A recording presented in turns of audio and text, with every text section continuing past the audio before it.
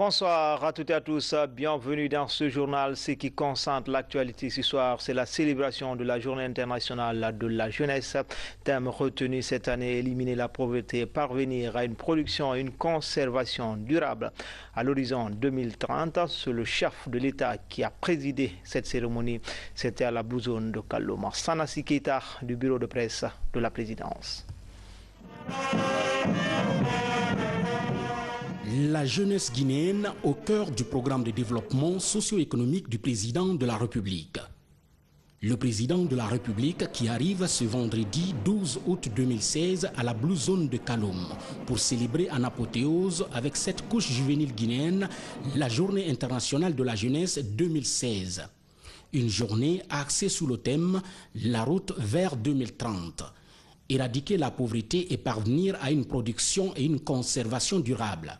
Aujourd'hui, cette jeunesse guinéenne se réjouit de la volonté affichée par le président de la République, Professeur Alpha Condé, pour son insertion socio-professionnelle, avec plusieurs résultats enregistrés sur le terrain en sa faveur. Il y a un an, la consultation nationale des jeunes de Guinée, dénommée « Nos jeunes ont du talent », a été organisée.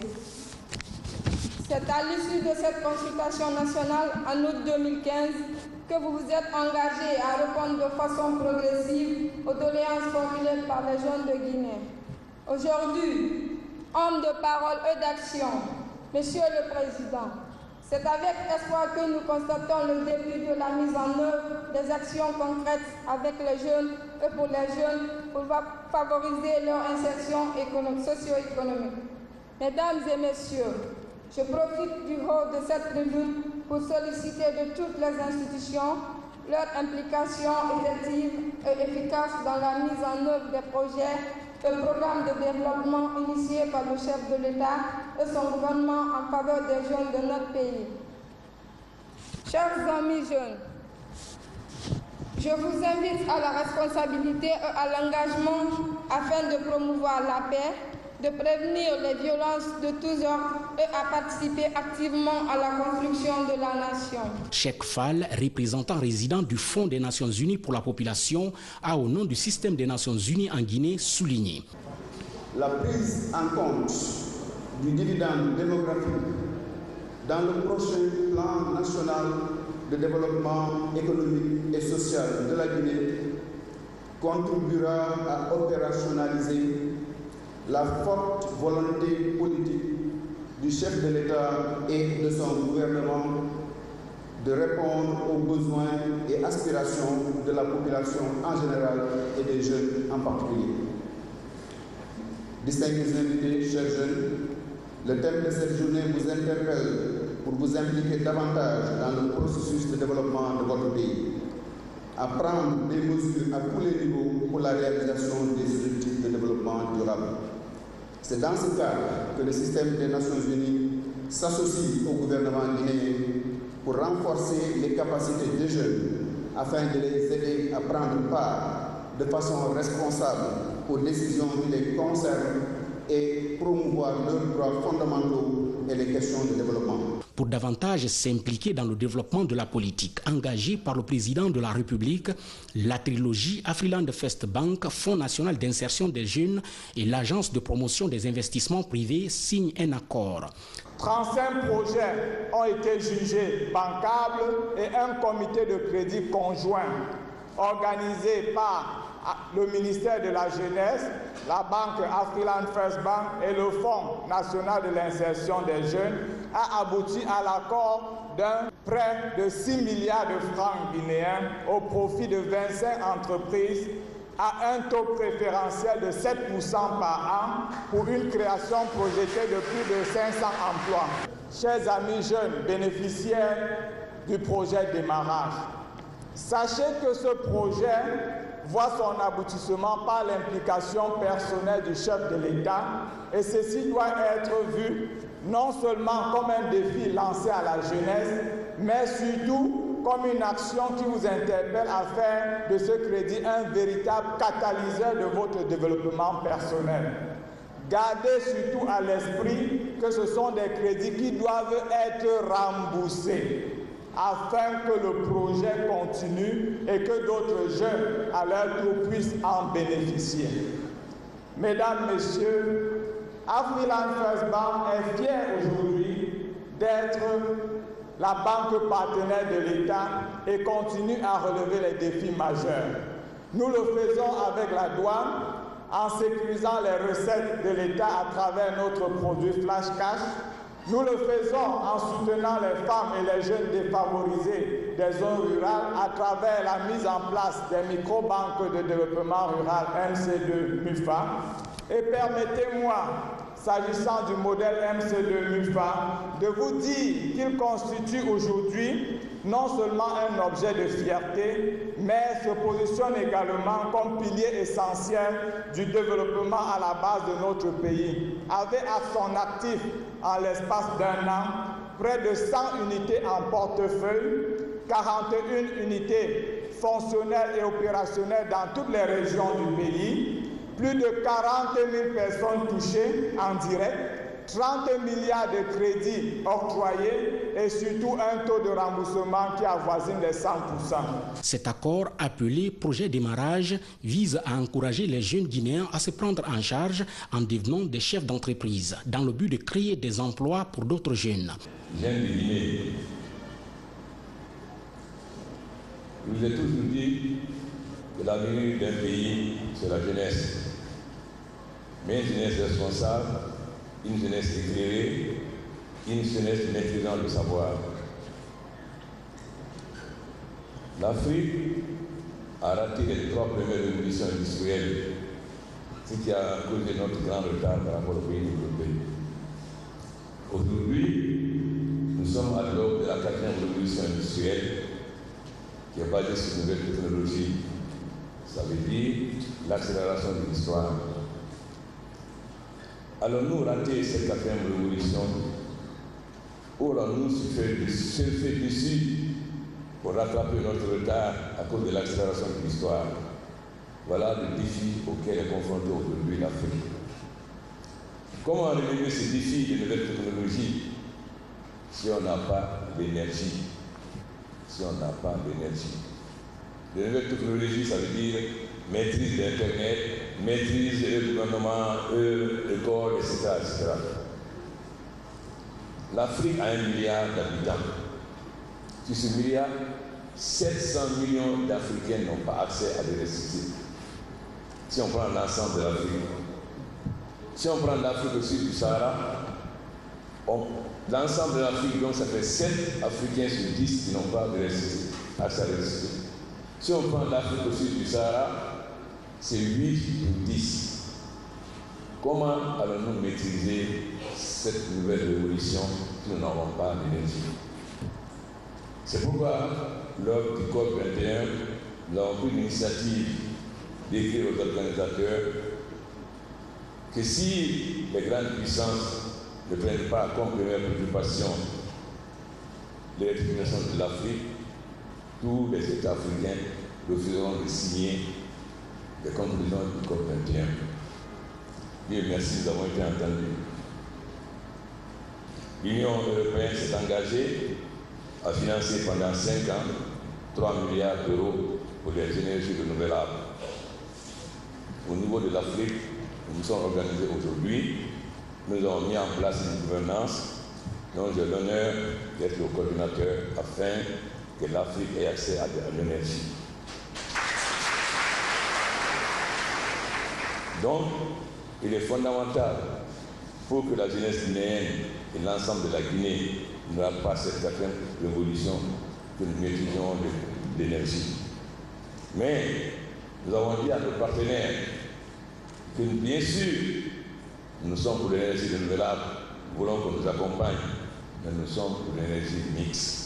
Ça veut dire qu'en attendant que nous ayons pu nous donner l'énergie totalement par les énergies renouvelables, nous allons utiliser aussi les autres énergies. Sinon, nous n'allons pas aller vite. Parce que très souvent, on nous dit non, n'utilisez pas de charbon, ne faites pas ceci, nous avons commis des erreurs. Non.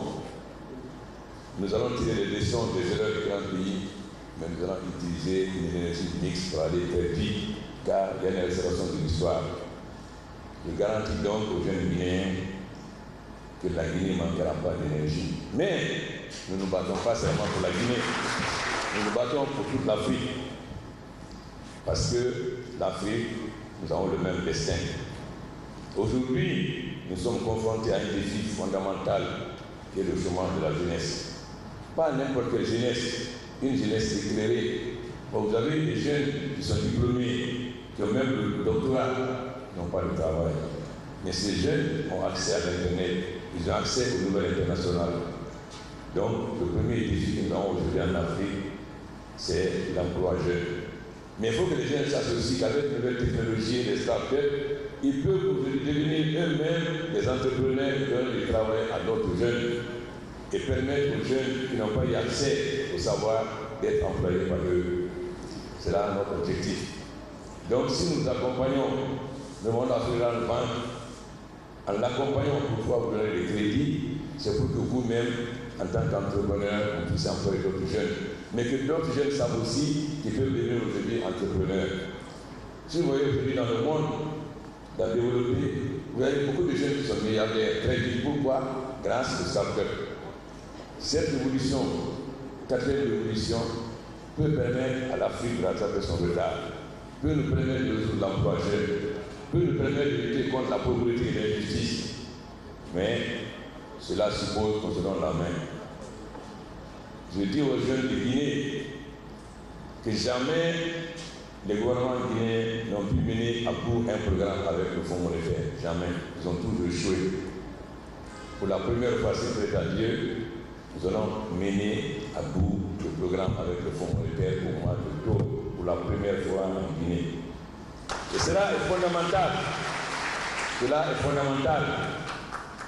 Parce que si nous voulons que la Guinée ait accès à beaucoup d'autres formes de crédits, des crédits pour les investissements, là nous n'avons pas peur de nous endetter, parce que nous endetterons pour faire des investissements, non pas pour consommer et faire des moyens de fonctionnement, pour gaspiller en transformant les Guinéens en mendiants. Non. Alors je dis aux jeunes de Guinée, je donne rendez-vous.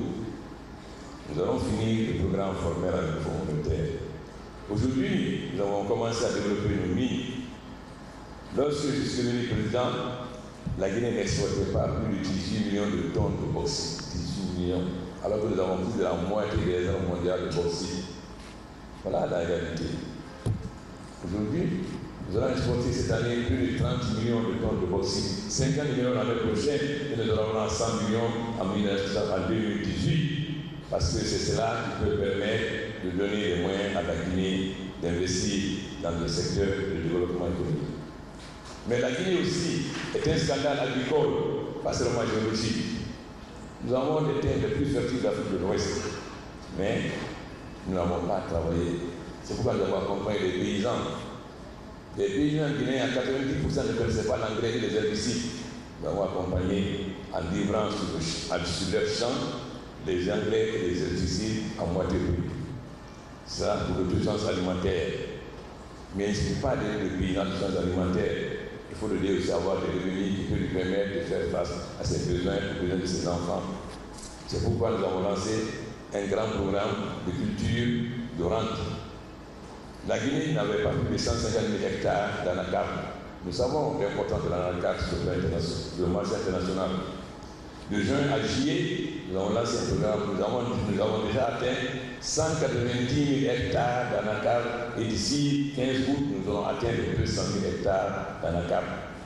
Et l'année prochaine, nous ferons 400 000 hectares. C'est-à-dire que la Guinée arrivera d'ici fin 2018 à avoir 1 million d'hectares d'anacarde. Mais nous ne sommes pas arrêtés là. Nous étions un grand producteur de café et de cacao avant. Nous ne le sommes plus. Là aussi, nous avons fait un accord avec la Côte d'Ivoire. Et aujourd'hui, nous livrons dans la région forestière le café et le cacao. Le cacao Mercedes, au bout de 18 mois, commence à produire. Moi, je ne suis pas arrêté là. Nous avons aussi lancé la production de palmiers à huile à grande échelle. Et lors de mon voyage en Indonésie, l'Indonésie est le plus grand pays musulman au monde. C'est le plus grand pays de production d'huile de palme. Donc, lors de mon séjour en Indonésie, nous sommes mis d'accord avec les sociétés d'Indonésie et de Singapour pour qu'ils viennent faire ce qu'ils n'ont pas fait ici, c'est-à-dire des plantations industrielles de 10 000 hectares, tout en accompagnant les paysans dans leur production familiale. Mais nous ne sommes pas arrêtés là. Nous avons 10 000 cours d'eau en Guinée. Nous pouvons faire du poisson partout, nous ne le faisons pas. Nous avons donc acheté en Côte d'Ivoire des aliments pour que dans tous les cours d'eau de Guinée, nous ayons des aliments de poisson. Ce qui peut permettre aux populations de changer leurs conditions d'alimentation. Parce que vous savez, je vous ai dit qu'on mange mal en Guinée. On mange l'huile d'arachide, l'huile de palme qui est grasse, on mange des produits gras, etc. On ne mange pas sur le poisson. C'est pourquoi nous avons des maladies comme les crises cardiaques, le diabète, etc. Mais nous ne sommes pas arrêtés là. Nous avons des compatriotes qui font l'élevage de porcs. Mais leurs porcs font 2 à 3 petits par portée. Nous avons donc acheté en Côte d'Ivoire des porcs qui font 17 portées. Mais nous ne sommes pas arrêtés là. Pour augmenter aussi la consommation de la viande blanche, nous avons lancé une grande campagne pour l'élevage de poussins, des poules pondeuses et des poules de chair. Les jeunes qui ont eu des crédits à faire en banque, il y a 2 qui veulent se consacrer à cela. Nous avons commandé 175 000 poussins en Côte d'Ivoire pour accompagner les Guinéens qui font de l'élevage de poules, mais aussi pour organiser les jeunes en coopérative afin qu'ils puissent devenir des éleveurs de poules et de poulets. Voilà, jeunes de Guinée, ce que nous faisons pour vous, que nous allons continuer d'autant plus lorsque nous allons finir le programme formel à notre tour. Et c'est certain que nous allons finir ce programme formel. Nous allons développer toutes les richesses de la Guinée qui sont sous-sol. Et ces richesses doivent servir à la Guinée. Nous sommes organisés pour que notre or ne soit plus exporté par les frontières, mais à Conakry et les pays du Ghana avant central. Que notre café et cacao ne soit plus exporté par les frontières terrestres. Quand je suis arrivé, la Guinée était sous sanction liste noire pour la pêche. Quand mon arrivée, la Guinée était sur la liste noire pour la pêche. Parce que nous ne luttions pas contre la pêche ici. Dieu merci, aujourd'hui nous sommes sur la liste noire de l'Union européenne. Et j'ai eu l'honneur d'être désigné comme champion pour l'Afrique. J'étais dernièrement à Rome pour montrer que désormais la Guinée va être en tête de la lutte contre la pêche illicite. Et nous espérons bientôt pouvoir exporter nos poissons en Europe et non plus que nos poissons soient exportés dans les quotas d'autres pays. Voilà, jeunes de Guinée. Pendant que d'autres à vous faire mourir dans les rues, nous cherchons à que vous créez les meilleures conditions pour vous assurer un avenir meilleur. Voilà ce qui est un homme politique responsable. Ayez confiance à l'avenir de la Guinée. Ayez confiance au peuple de Guinée. Nous avons eu 2 années de voilà, la milieu à terre. Mais si nous voyons aujourd'hui la scène internationale, nous voyons que la Guinée est l'un des pays qui se porte le moins mal. Mais malheureusement, comme notre population en majorité n'est pas à l'université à l'école, c'est facile de les tromper. Ça ne va pas ce qui se passe dans les pays voisins. Mais vous êtes des intellectuels. Vous savez ce qui se passe en Afrique et dans le monde. Donc, c'était un début. Vos camarades qui ont eu les 25 qui ont eu un crédit d'Afriland Bank pour créer des entreprises, ce n'est que le début. Mais c'est eux qui peuvent faire que cette expérience réussisse ou échoue. Quand vous prenez un crédit, il faut le rembourser. Ce qui permet à d'autres d'avoir ce crédit. Les MIFA aident les femmes à s'organiser. Les MCD2, les jeunes. Mais les premiers qui l'ont doivent donner l'exemple afin que d'autres puissent en avoir. Nous allons accompagner les jeunes Guinéens pour avoir des startups afin qu'ils deviennent eux-mêmes des entrepreneurs et qu'ils puissent employer d'autres jeunes. Nous allons aider les jeunes qui n'ont pas été à l'école en donnant du matériel pour faire les pavés, etc. et nos activités. Nous allons organiser les jeunes dans les coopératives, tant pour l'agriculture, pour l'élevage de porc, pour le café cacao, pour l'anacarde, mais aussi pour l'élevage de poussins et de poulets. Voilà, ce que nous demandons. Mais cela suppose que vous-même, vous ayez comme objectif principal le travail, le travail, le travail. Sans travail, il n'y a pas d'avenir. Et le travail, c'est quoi? C'est la main. Vous pouvez mettre 1 milliard ici aujourd'hui, un an après vous venez, c'est 1 milliard, il n'y a pas un franc de plus. Vous donnez un bâton à un paysan sans rien, il creuse, il plante le manioc, il peut, si vous venez quelque temps, la terre qui était vierge est devenue un champ. Tout c'est venu, c'est la main. C'est la main. Donc, la force de l'homme, c'est sa main, c'est son travail. Il ne faut pas qu'on vous transforme en jeune mendiant, qu'on vous donne l'argent pour aller dans les rues. Non. Les Chinois disent qu'au lieu de donner du poisson à quelqu'un, il faut l'apprendre à pêcher. Si tu donnes du poisson, il va manger, c'est fini. Si tu l'apprends à pêcher, il n'aura plus faim. Voilà, mais cela suppose aussi la patience. On ne transforme pas un pays par une baguette magique, ça n'existe pas. Quand on veut faire un barrage, le barrage prend 3 à 4 ans. Mais c'est cela qui peut permettre à la Guinée de l'avant.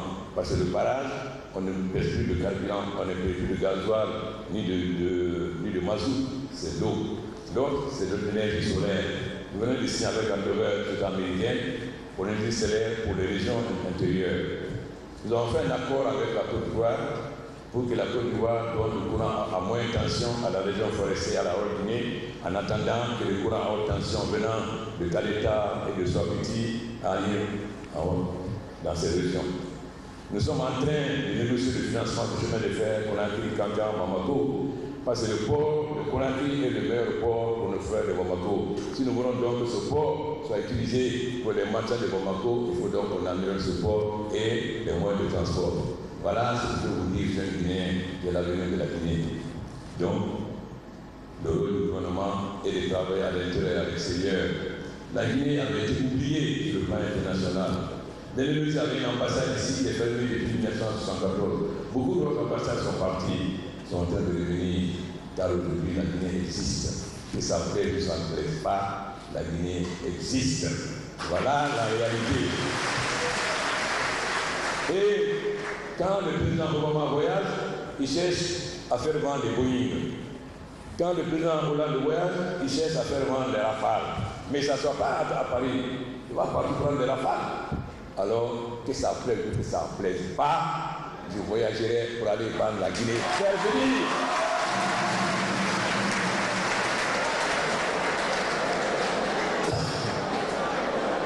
Évidemment, d'autres le préférer qu'on reste calcifié ici pour que la Guinée n'aille pas de l'avant. Non, non. Quand j'étais opposant, j'ai dit qu'on ne peut pas empêcher le soleil de se lever. Quand vous voulez cacher le soleil, vous perdez votre temps. Alors, laissons continuer notre travail. Jeunes, je compte sur vous, vous pouvez compter sur moi. Merci, bienvenue. Les ambitions du chef de l'État, Prosper Alpha Condé, pour cette couche juvénile guinéenne sont nombreuses. Parmi elles se trouve en première ligne la maîtrise des nouvelles technologies de l'information et de la communication. Avec ce projet démarrage du président de la République, 25 jeunes chefs d'entreprise évoluant dans tous les domaines de la vie socio-économique ont bénéficié des chèques de la part d'Afriland First Bank. Ces chèques ont été remis directement aux bénéficiaires par le chef de l'État pour soutenir leurs différentes activités créatrices d'emplois et génératrices de revenus. 140 millions, 27 projets, 27 emplois directs créés. Montant accordé 350 millions, emplois directs créés 17. Mail coiffure, projet d'extension d'un salon de coiffure, création d'une boutique cosmétique. Montant accordé 120 millions. Emploi direct à créer 17. Fogumba Voyage, extension d'une agence de voyage et création d'un restaurant. Montant accordé 450 millions, emploi direct créé 20. Groupe scolaire Saint-Pierre, acquisition du matériel didactique, montant accordé 40 millions, emploi direct 2. Qualité de l'offre de la formation, montant accordé 500 millions, emploi direct créé 11. Groupement agricole Minguia, projet de mise en valeur de 3 hectares de maraîchers dans la préfecture de Dibrika, montant accordé 75 millions, emploi direct créé 32. Touré boutique, création d'une boutique de vente de produits cosmétiques, montant accordé 110 millions. Le président de la République a visité les stands faisant le marketing des produits Made in Guinée. Et avant de quitter cet espace d'épanouissement des jeunes appelé Blue Zone, le président de la République, Prosper Alpha Condé, a eu droit à une belle foule des jeunes en effervescence.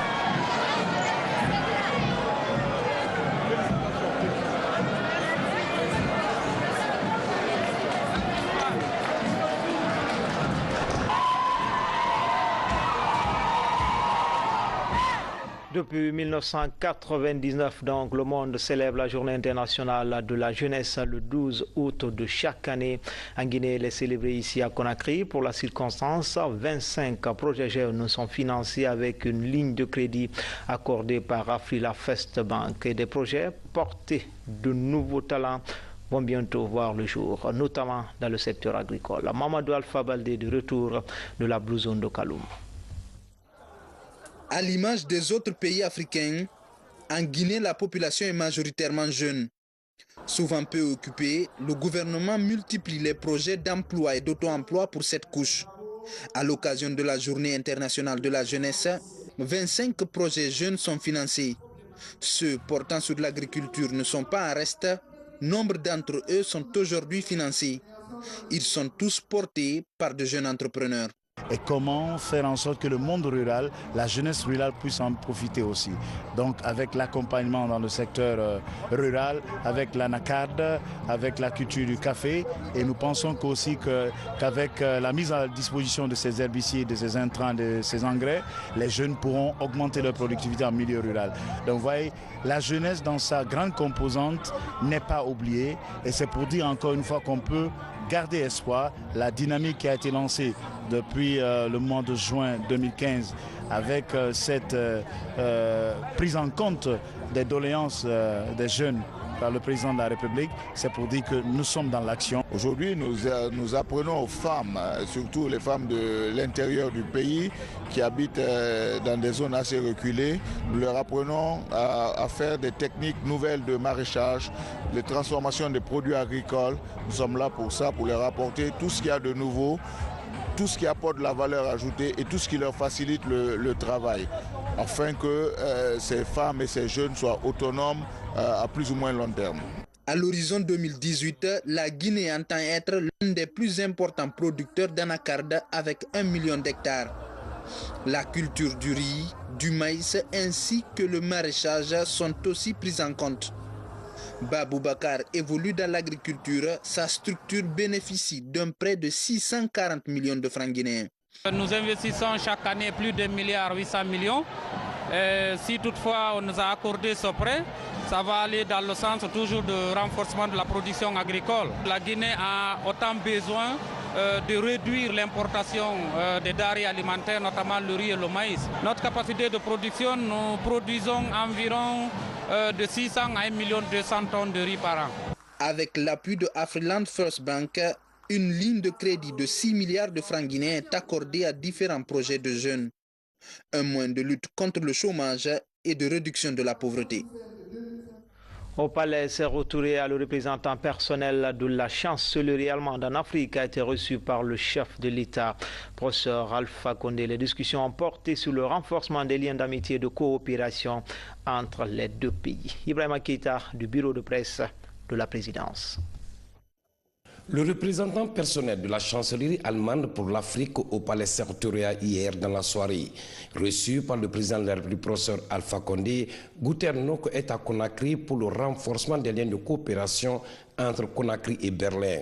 Au cours des entretiens, professeur Alpha Condé et son hôte ont évoqué plusieurs sujets. Und ich denke, dass im Bereich der erneuerbaren Energien Deutschland sehr viel Know-how, aber auch Interessen einiger kleiner Firmen anbieten kann, die hier vielleicht gerade in dem Bereich, der dem Präsidenten auch sehr wichtig ist, der Energieversorgung in entlegenen ländlichen Regionen Unterstützung anbieten können. Und wir wollen versuchen, dort vor allem die Privatwirtschaft zu aktivieren. D'activer, de promouvoir en particulier le secteur privé dans ce domaine. Pour le président de la République, professeur Alpha Condé, il s'agit, en plus du renforcement de l'axe de coopération, de rapprocher davantage les hommes d'affaires des deux pays. Nous avons reçu l'envoyé spécial de la chancelière Merkel, qui a fait 3 jours, mais il a été à l'intérieur, il a été à Kamsar et à Sangaredi pour voir un peu les réalisations du développement de la bauxite. Et nous avons échangé sur les relations, on essaie de renforcer les relations entre l'Allemagne et la Guinée, et aussi d'organiser un forum des hommes d'affaires allemands et guinéens. Nous espérons que ça pourra se faire bientôt. Le séjour du représentant personnel de la chancellerie allemande en Afrique se poursuit à Conakry avec plusieurs activités au programme.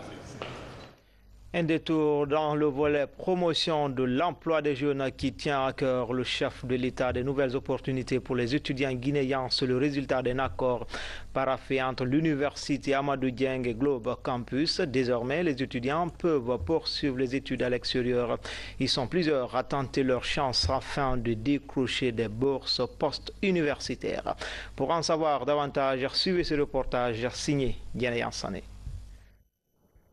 Améliorer le niveau des étudiants guinéens à travers une formation de qualité dans les universités étrangères.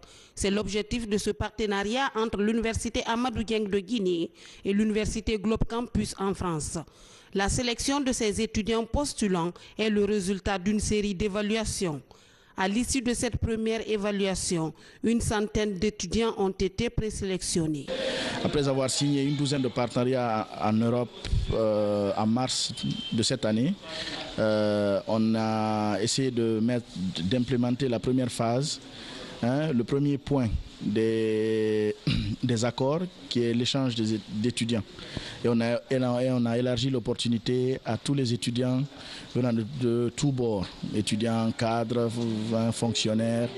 Donc on a une centaine de candidats qui sont présélectionnés pour la deuxième phase, l'oral, qui se passe aujourd'hui au sein du campus de Sangoya de l'université Amadou Dieng. L'IA Open Campus est un concept où Amadou Dieng a développé 4 cursus. Le cursus international qui permet aux bacheliers de pouvoir s'inscrire ou de continuer leurs études, bacheliers, étudiants ou professionnels, de pouvoir s'inscrire en licence, en master ou en doctorat dans les universités partenaires. Après, nous avons à l'IA Open Campus, nous avons le cursus offshore. Le cursus offshore donne la possibilité aux bacheliers qui sont là, qui n'ont pas forcément les moyens d'aller continuer les études en France ou ailleurs, de pouvoir acquérir un diplôme français sur le sol guinéen. C'est-à-dire étudier en France mais tout en restant en Guinée. Ce partenariat offre l'opportunité aux étudiants guinéens de poursuivre leur formation à l'étranger, mais aussi leur permettre d'être compétitifs sur le marché international de l'emploi. C'est une opportunité pour moi d'être admise dans une grande école, le Brest Business School. On me dit que c'est la 4e grande école de la France. Donc je me sens fière parce qu'avoir une bonne formation de plus pourrait être un bon atout pour moi, affronter le futur, travailler dans une grande entreprise, venir apporter aide à mon pays, la Guinée. Ce concours touche les universités publiques et privées et plusieurs cursus seront enseignés, notamment le master, le doctorat et la licence. La prochaine étape du test est très attendue par les étudiants candidats. L'université Amadou Dieng compte élargir son partenariat avec les autres structures d'enseignement supérieur. Cette initiative vient consolider les attentes des apprenants. On reste dans les campus universitaires avec les résultats ou retombées du partenariat entre les institutions universitaires et techniques. Roi Mohamed VI de Conakry de Kamsar et celle marocaine, déjà 11 bourses ont été décrochées par des étudiants. Les lauréats feront un mois de stage à pratique au Maroc dans les entreprises laboratoires de BTP et banques de Rabat, Casa, Agadir et Mohamed Yarsa. Martin Fancinadouno. L'université Roi Mohamed VI de Conakry et l'Institut Polytechnique du même nom de Kamsar obtiennent à nouveau de leurs partenaires marocains des bourses de stage pratique pour leurs étudiants. Un test de sélection est donc organisé. 265 candidats postulent. Tous rivalisent leurs compétences sur des questions de culture générale et de spécialité. Au final, 9 candidats sont retenus. 2 autres sont choisis à cause de leur implication dans l'accomplissement des activités du campus. Au total, 11 étudiants, dont une fille, vont au Maroc pour un stage pratique d'1 mois. L'objectif, premièrement, c'est pour permettre à ces étudiants d'avoir une ouverture sur le monde. Deuxièmement, leur permettre de se perfectionner avec des expériences du Maroc. Et troisièmement, leur accompagner dans le processus de la formation et de l'insertion professionnelle. Grâce à la coopération guinéo-marocaine, le système éducatif guinéen se renforce. Ces lauréats reçoivent du fondateur et de leurs encadreurs les documents de voyage et de bonne conduite sur le sol marocain.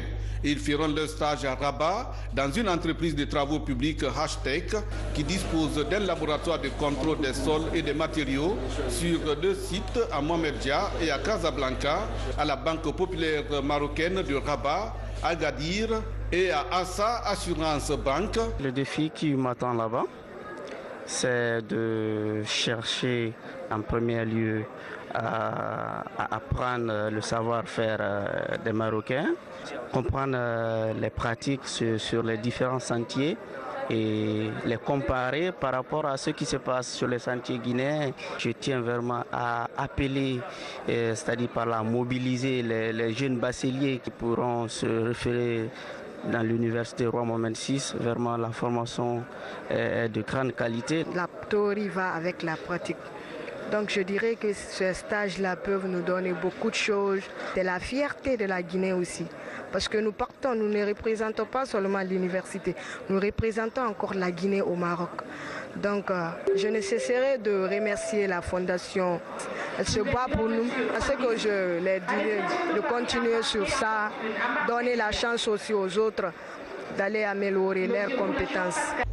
Outre des visites techniques sur le terrain, ces étudiants de l'université Roi Mohamed VI bénéficieront des conférences scientifiques. Elles seront animées par les professionnels guinéens des BTP et des mines vivant au Maroc. C'est tout pour les infos. Grand a été le plaisir pour moi de vous servir. Demain, les infos, c'est avec Mohamed Lamine Solano. Quant à moi, je vous retrouve ce samedi dans Guinée Info Première. Bonne suite de programme sur les antennes de la télévision nationale.